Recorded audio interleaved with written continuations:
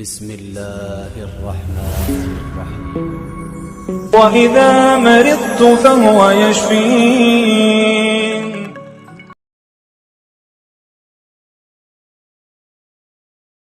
السلام علیکم ورحمۃ اللہ وبرکاتہ۔ ناظرین، آج میں آپ کو ایک خاص وظیفہ بتانے جا رہا ہوں جو صرف اور صرف 12 ربیع الاول کے بابرکت دن میں کیا جا سکتا ہے۔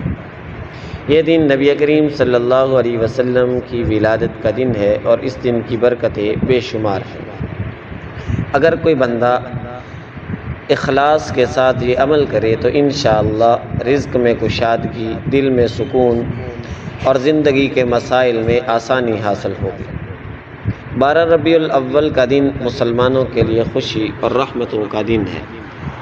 یہی وہ دن ہے جب دنیا رحمت للعالمین صلی اللہ علیہ وسلم کے نور سے منور ہوئی۔ اس دن کی فضیلت ایسی ہے کہ علماء کرام نے فرمایا جو بھی نیک عمل اس دن میں کیا جائے اس کا اجر کئی گنا بڑھ جاتا ہے۔ تو آپ وظیفہ یہ کریں، سب سے پہلے فجر کی نماز باجماعت ادا کریں، نماز کے بعد 12 مرتبہ درود ابراہیمی پڑھیں، پھر 12 مرتبہ سورہ الم نشرح کی تلاوت کریں۔ بسم اللہ الرحمن الرحیم۔ الم نشرح لک صدرک ووضعنا عنک وزرک الذی انقض ظہرک ورفعنا لک ذکرک فإن مع العسر يسرا إن مع العسر يسرا فإذا فرغت فانصب وإلى ربك فارغب۔ اس کے بعد 12 مرتبہ یا رحمان یا رحیم یا کریم کا ورد کریں۔ آخر میں اللہ تعالیٰ سے دل کی گہرائیوں سے اپنی حاجت کے لیے دعا مانگیں۔ شرط یہ ہے کہ آپ دعا میں صرف جائز حاجت مانگیں، ناجائز اور دنیاوی گناہ کے مقاصد کے لیے یہ وظیفہ ہرگز نہ کریں۔